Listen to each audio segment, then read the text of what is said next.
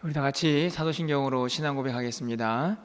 전능하사 천지를 만드신 하나님 아버지를 내가 믿사오며 그 외아들 우리 주 예수 그리스도를 믿사오니 이는 성령으로 잉태하사 동정녀 마리아에게 나시고 본디오 빌라도에게 고난을 받으사 십자가에 못 박혀 죽으시고 장사한 지 사흘 만에 죽은 자 가운데서 다시 살아나시며 하늘에 오르사 전능하신 하나님 우편에 앉아 계시다가 저리로서 산자와 죽은 자를 심판하러 오시리라.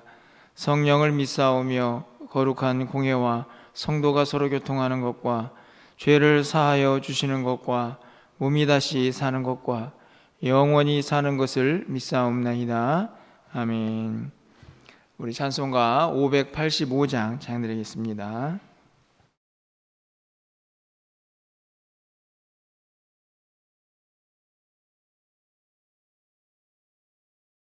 585장입니다.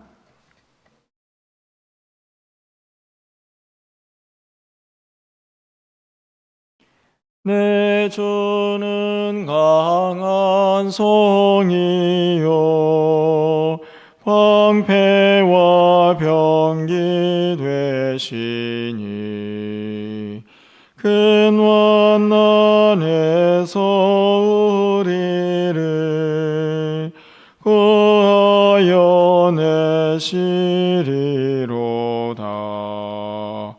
옛 원수 마귀는 이때도 힘을 써 모략과 권세로 무기를 삼으니 전하에 누가 당하랴. 내 입만 의지할 때는 패할 수밖에 없도다. 힘 있는 장수 나와서 날 대신하여 싸우네. 이 장수 누군가? 주 예수 그리스도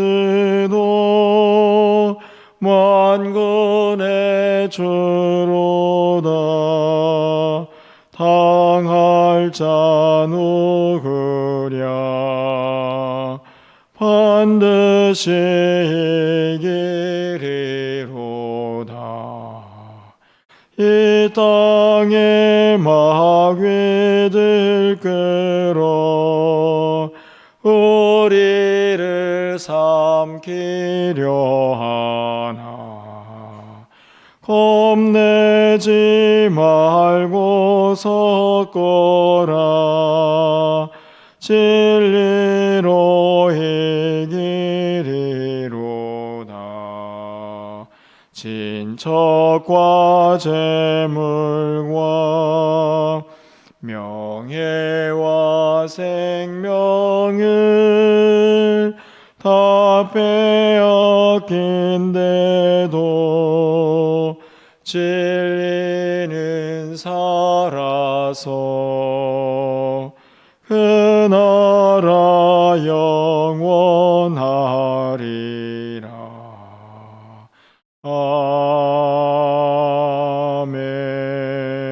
아멘. 하나님 말씀 보겠습니다. 다니엘 8장 1절에서 14절까지 말씀을 교독하겠습니다.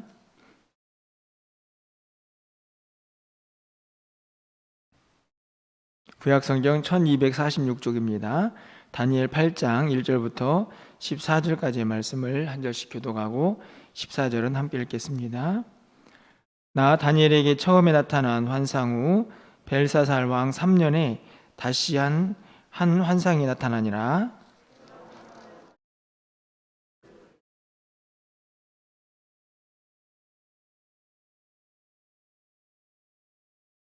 내가 눈을 들어 본즉 강가에 두 뿔 가진 순양이 섰는데 그 두 뿔이 다 길었으며 그중 한 뿔은 다른 뿔보다 길었고 그 긴 것은 나중에 난 것이더라.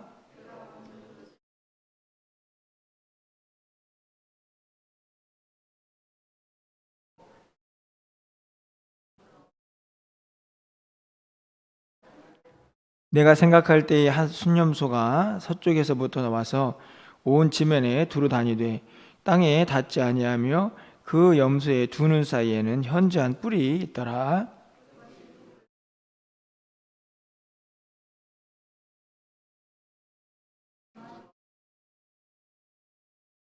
내가 본즉 그것이 순양에게로 가까이 나아가서는 더욱 성내어 그 순양을 쳐서 그 두 뿔을 꺾으나 순양에게는 그것을 대적할 힘이 없으므로 그것이 순양을 땅에 엎드러뜨리고 짓밟았으나 순양을 그 손에서 벗어나게 할 자가 없었더라.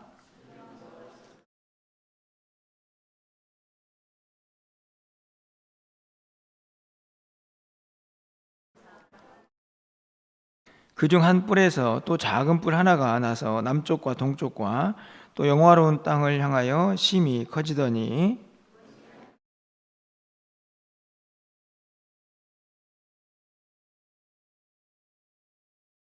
또 스스로 높아져서 군대의 주제를 대적하며 그에게 매일 드리는 제사를 없애버렸고 그의 성소를 헐었으며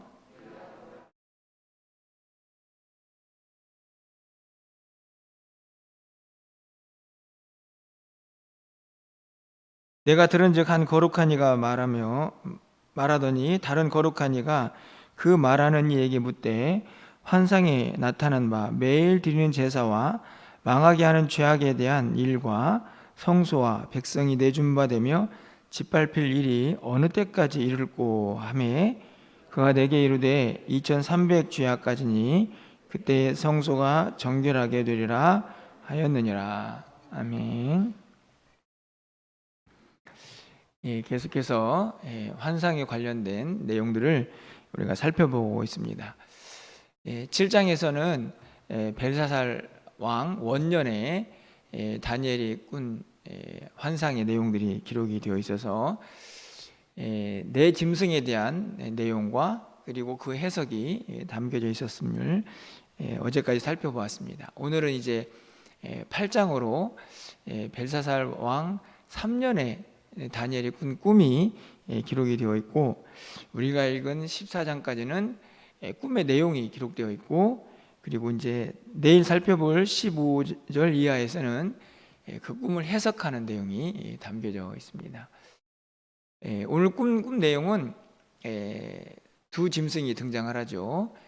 순양과 순염소가 이렇게 등장을 하고 있습니다.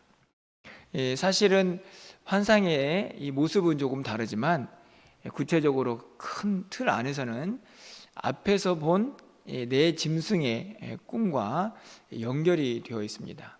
특별히 이 순양과 순염소는 앞에서 꾼 두 번째, 세 번째 짐승의 내용, 무슨 모양은 다르지만 그 내용이 유사하다. 그리고 그 주제와 내용이 같다 하는 것을 여러분들이 전제로 하고 이 말씀을 읽으면 되지 않을까 생각이 듭니다. 물론 뭐 세 번째, 네 번째 짐승이다라고 말하는 사람도 있지만 일반적으로는 두 번째, 세 번째 짐승으로 우리가 생각을 하게 됩니다. 왜 그런가 하면 내일 살펴보겠지만 오늘 이 순양과 순염소가 무엇을 의미하는지 바로 해석이 되어 있기 때문이죠. 20절 말씀을 좀 잠깐 가서 보시면요. 내가 본 바 두 뿔 가진 순양은 곧 메대와 바사 왕들이다. 이래서 순양이 페르시아 제국을 의미하고 있구나 하는 것을 알 수 있고요. 21절 보면 털이 많은 순염소는 곧 헬라 왕이다. 이렇게 해석이 되어 있습니다. 그러니까 순염소는 헬라 제국이구나. 이렇게 우리가 이제 성경이 해석하고 있기 때문에 쉽게 이해를 할 수가 있는 것이죠. 자, 그러면 이 앞에서 네 짐승 중에 두 짐승을 오늘은 순양과 순염소로 그렇게 환상을 통해서 구체적으로 그 짐승들이 무엇을 의미하는지 어떤 일을 행하게 되는지를 오늘 본문을 통해서 우리가 깨닫게 됩니다. 저는 동일하게 이 두 짐승이 보여주는 이 모습들은 이 세상에 흥망성쇠를 거듭하는 왕들의 모습과 닮아 있다 하는 것을 우리가 알 수 있게 되죠. 먼저 순양의 세상을 한번 보겠습니다. 여러분 4절 말씀을 좀 가서 보시면요, 내가 본즉 그 순양이 서쪽과 북쪽과 남쪽을 향하여 받으나, 받았다는 말은 들이받았다는 의미죠. 그것을 당할 짐승이 하나도 없고 그 손에서 구할 자가 없으므로 그것이 원하는 대로 행하고 강하여졌더라. 두 번째, 앞에서 짐승으로 묘사되었던 오늘 이 8장에서의 순양의 모습은 얼마나 강했든지 당할 짐승이 하나도 없었다. 그리고 그 힘으로 모든 짐승들을 다 제압하는 모습이 기록이 되어 있습니다. 하반절을 보면 그것이 원하는 대로 행하죠. 다시 말하면 힘 있는 자가 그 힘을 마음껏 사용을 하는 그런 모습을 볼 수 있습니다. 자기가 힘이 있으니까 원하는 대로 연약한 자들을 마구 짓밟고 자기가 원하는 대로 끌고 다니는, 그리고 점령하고 지배하는 그런 모습을 보여주고 있습니다. 순양의 모습만이 아니라 일반적으로 힘을 가진 자들의 모습을 저는 그대로 드러내고 있다 하는 생각을 갖는데요. 그렇다면 순염소의 세상은 어땠을까? 좀 달랐을까? 이런 생각이 들지만 그렇지 않습니다. 5절 말씀을 보면 내가 생각할 때에 이제 순양을 보면서 저게 뭐야? 이렇게 생각을 하고 있는데 갑자기 이제 순염소가 등장을 합니다. 서쪽에서부터 와서 온 지면에 두루 다니되 땅에 닿지 아니하며 그 염소의 두 눈 사이에는 현저한 뿔이 있더라. 이게 이제 첫 번째 모습이죠. 얼마나 빨리 달리는지 발이 땅에 닿지 않는 그런 제국의 모습입니다. 이 순염소는 무엇을 의미한다고 아까 해석했습니까? 헬라 왕이다, 이렇게 해석을 했죠. 실제적으로 이 헬라, 그리스를 중심으로 한 이 헬라 제국은 우리가 잘 알고 있는 것처럼 이 알렉산더라는 대왕이 등장을 해가지고 엄청난 힘으로 주변 나라들을 다 점령해 버립니다. 거의 3년 만에 다 일대를 점령하게 되는데, 그래서 이 표현을 보면 지면에 두루 다니는데 땅에 닿지도 않는다. 얼마나 빨리 점령을 해가는지 발이 땅에 닿지 않는 것처럼 그렇게 힘있게 번성해가는 이 헬라 제국의 모습을 표현을 하고 있습니다. 그런데 현저한 뿔이 하나가 있다가 그 뿔이 사라지니까 어떤 일이 벌어집니까? 자, 7절 말씀을 가서 보시면 내가 본즉 그것이 순양에게로 가까이 나아가서는 더욱 성내어 그 순양을 쳐서 그 두 뿔을 꺾으나, 그렇죠? 이제 순염소가 새로운 왕이 등장을 했으니 전에 있던 순양은 이제 힘이 사라지고 그것들을 짓밟는, 그래서 얼마나 강했던지 역시나 이 순염소를 대적할 어떤 힘도 없었다는 것이 7절의 모습이죠. 8절 모습을 보면요, 계속 순염소의 힘을 이제 기록을 합니다. 순염소가 스스로 심히 강대하여 가더니 강성할 때에 그 큰 뿔이 꺾이고 그 대신에 현저한 뿔 넷이 하늘 사방을 향하여 났더라. 이 순염소의 특징은 처음에는 뿔이 하나가 있더니 이 뿔 하나가 사라지고 나서 네 뿔이 나타나는 그런 모습이 보여집니다. 무엇을 의미할까요? 강력한 힘을 가진 한 왕이 죽고 그 이후에 이 헬라 제국을 나누어 갖는 네 왕의 모습을 기록을 하고 있습니다. 어렵지 않습니다. 이게 누구냐, 이런 것들은 사실은 이 헬라 제국의 역사를 보면 쉽게 등장을 하게 되는데요. 그런가 하면요, 그게 끝이 또 아닙니다. 9절 말씀을 좀 가서 보시면 그 중에 한 뿔에서, 그러니까 한 뿔이었다가 다시 네 뿔로, 그리고 네 뿔 중에서 하나에서 또 다른 뿔이 등장을 하는 모습이 9절에 기록이 되어 있죠. 이 순념소의 특징은 분열이라고 볼 수 있습니다. 막강한 한 힘이 있다가 그 제국 안에서 또 다른 힘들이 서로 땅을 나눠 갖는 그런 모습이 보여집니다. 어떠신가요? 저는 이 순양이나 순염소나 다른 제국의 모습을 보여주고 있지만 약육강식 힘 있는 자가 연약한 자들을 짓밟고 먹어 삼키는 그런 모습들을 그대로 보여주고 있고, 서로 분열, 갈등, 그 사이에서 패권을 잡기 위해서 또 치열하게 서로 부딪히는 이 세상의 모습을 그대로 보여주고 있다고 생각이 듭니다. 비록 다른 왕들이 세워져서 제국을 형성을 하지만 악하고 그리고 힘으로 모든 것들을 해결하려고 하는 이 세상의 모습을 그렇게 크게 벗어나지 않는 그런 나라, 그런 왕들의 모습이 아닌가, 그런 생각이 듭니다. 그런데 문제가 있습니다. 이 왕들이 나타나 가지고 특별히 이제 이 헬라 제국의 이 순염소의 현저한 뿔 하나가 나타나서 어떤 일을 행하느냐 하는 것인데요. 안타깝게도 앞에서 살펴봤던 것처럼 이 막강한 힘을 가진 자들이 세상만 지배하는 게 아니고 그 안에 함께하는 성도들, 교회들도 핍박을 한다 하는 것입니다. 여러분 11절 말씀을 좀 가서 보실까요? 또 스스로 높아져서 군대의 주제를 대적하며, 이 군대의 주제는 만왕의 왕 대신 하나님을 의미합니다. 그러니까 이 네 뿔 중에서 한 뿔이 현저하게 힘을 갖더니 그 뿔이 스스로 높아져 가지고 힘을 얻어서는 하나님을 대적합니다.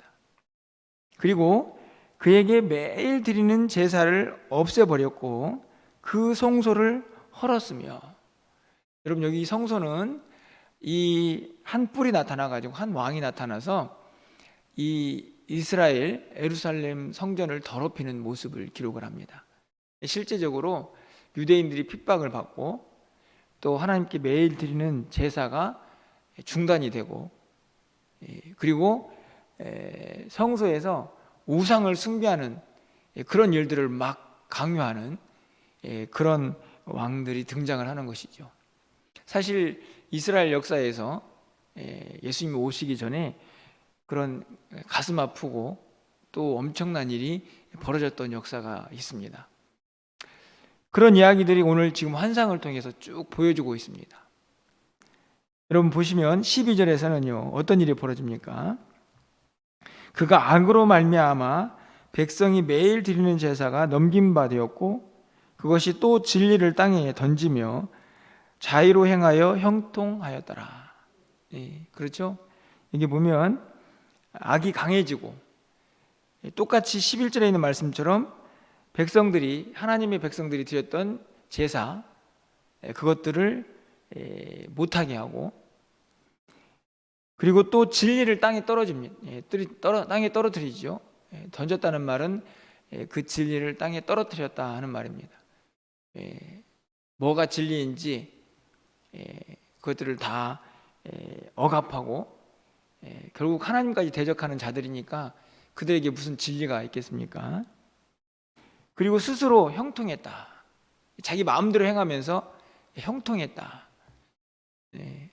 그러니까 악인들이 일시적으로 형통한 모습을 그들도 보여주고 있는 것이죠. 세상을 살다 보면 시편 기자가 그런 노래들 많이 했죠. 하나님 어떻게 악인들이 저렇게 형통할 수가 있습니까? 하는 그런 상황들이 이때에도 벌어진 것입니다. 저는 이 11절과 12절에서 가장 가슴 아프게 제 마음속에 기억이 되는 것은 매일 드리는 제사가 없어졌다 하는 것이죠.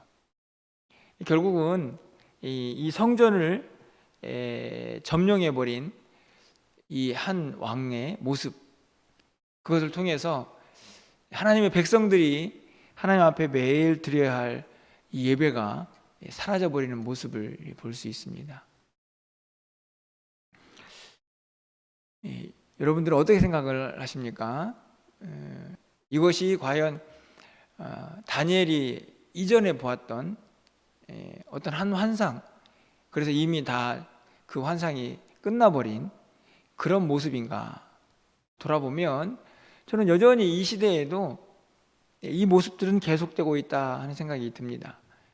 여전히 힘이 지배하고 그 안에서 힘을 가진 자들은 더 힘을 가지려고 연약한 자들을 빼앗고 짓밟죠.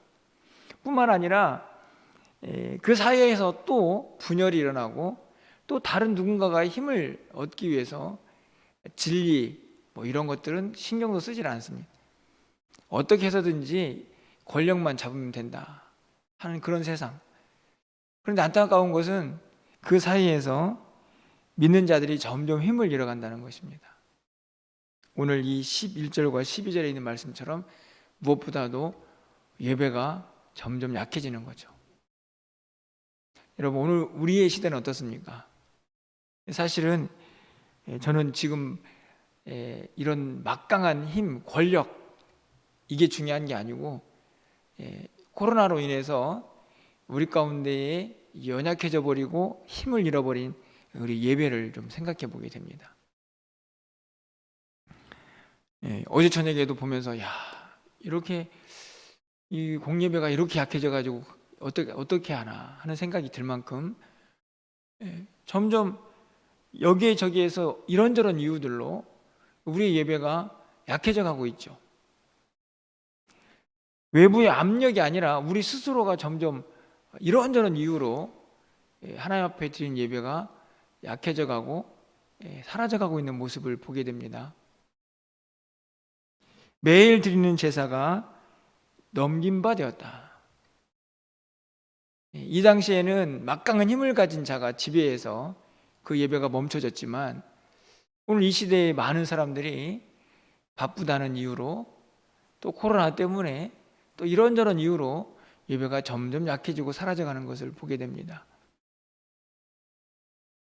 저는 다니엘이 본 환상이 먼 이전의 일이 아니라 오늘 이 시대에도 여전히 일어나고 있는 일이 아닌가 하는 그런 마음 때문에 참 마음이 많이 안타까운 그런 묵상을 오늘 본문을 통해서 해보게 됩니다. 그런 의미에서 다시 이 예배의 자리, 또 이런 하나님을 섬기는 모든 일들이 다시 회복되어야 될 때가 우리 가운데 반드시 임하여야 한다 하는 생각을 갖게 되는데요. 결국에는 믿음을 지켜야 하는 것이죠. 여러분, 왜 그런가를 여러분 14절 말씀을 꼭 보셔야 합니다. 14절 말씀이 뭐라고 기록되어 있습니까? 그가 내게 이르되 2300주야까지니 그때의 성소가 정결하게 되리라 하였느니라. 13절 말씀을 보면 아니 어떻게 그러면 이 엄청난 일, 예배가 멈춰지고 성소가 그렇게 죄악으로 또 우상을 숭배하는 일로 그렇게 본질을 상실할 때 다시 언제 회복되겠습니까? 이런 질문하니까 2300주야. 해석이 두 가지입니다. 2300일이라고 해석하는 사람도 있고 주야기 때문에 이걸 하루로 봐서 2300일의 반인 1150일로 해석하는 학자도 있습니다. 어떤 날이든지 간에 중요한 것은 일정한 시간이 지나면 반드시 성소가 회복될 것이다 하는 것이죠. 저는 그런 기도를 해보게 됩니다. 우리는 언제 다시 하나님을 영화롭게 하고 또 온 성도들이 모여서 예배하는 그 날이 회복이 될까? 사실 주일 예배도 제가 코로나 이전과 비교해 볼 때 저희도 한 70% 정도만 나오고 있는 그런 상태에 놓여져 있습니다. 이런저런 이유가 있겠지만 여전히 회복되지 않는 모습을 보게 됩니다. 우리에게 반드시 기억해야 할 것은 모든 어려움과 고난이 끝나고 하나님의 때가 반드시 올 거라는 것이죠. 그 어려움 속에서 그럼 우리가 해야 될 일은 무엇일까? 다른 것이 아니라 믿음을 지키는 것입니다. 마땅히 해야 할 바, 그건 다른 것이 아니고 하나님의 말씀에 순종하면서 하나님 앞에 예배하고 하나님을 섬기는 그 모든 일들을 여전히 멈추지 아니하고 계속 해가면서 이 고난의 때를 지나가야 하는 것이죠. 힘들면 멈췄다가 조금 여유가 생기면 다시 하는 그런 믿음의 상태를 하나님이 원하시지 않는다는 것입니다.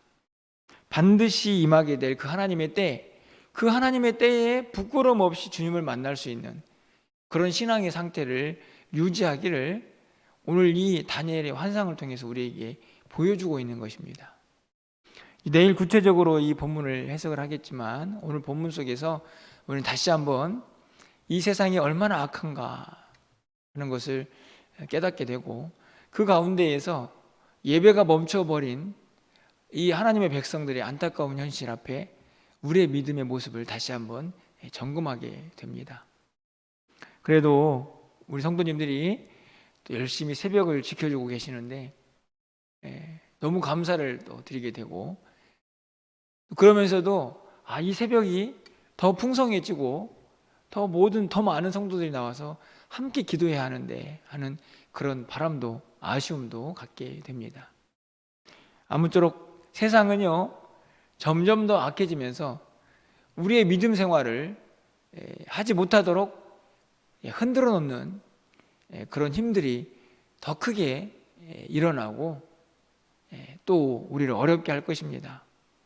하지만 하나님의 때는 반드시 임하게 될 것이고 궁극적인 승리가 우리에게 약속되어 있다는 사실을 여러분이 꼭 기억하시면서 이 세상의 힘이 아무리 강할지라도 하나님 그리고 예수 그리스도 만왕의 왕 되신 그 능력 앞에서 우리는 반드시 이길 것이라는 것을 여러분이 꼭 기억하시면서 그 힘과 능력을 의지해서 이 땅을 넉넉히 승리하면서 믿음 지키며 살아갈 수 있는 우리 모두가 될 수 있기를 주님의 이름으로 간절히 축원합니다. 기도하겠습니다. 사랑의 하나님, 또 다니엘이 본 환상을 통해서 이 세상의 모습을 봅니다. 사람들은 어떻게 하든지 더 큰 힘을 갖기를 원하고 더 큰 권력을 가지고 그것들을 소유하게 될 때에 많은 이들을 짓밟고 또 그들을 어렵게 하는 모습들을 보게 됩니다. 여기저기에서 더 큰 권력을 갖기 위하여서 속이고 악을 행하는 그런 무서운 세상의 모습도 보게 됩니다. 그 가운데에서 성도들은 점점 힘을 잃어가고 무엇보다도 하나님을 향한 예배가 점점 약해져가는, 기도의 소리가 멈춰가는 이 땅의 모습도 보게 됩니다. 하나님, 하지만 우리가 오늘 말씀을 통하여 깨닫듯이 결국에는 장차 하나님의 때가 임할 것이고 성도들은 반드시 승리하게 될 것이라는 이 확실한 믿음을 가지고 이 세상을 넉넉히 이기며 살아갈 수 있는 우리 모두가 되게 하여 주시옵소서. 주님 앞에 가는 그 순간까지 흔들림 없이 믿음 붙잡게 하여 주시고 하나님 섬기고 하나님 찬양하고 하나님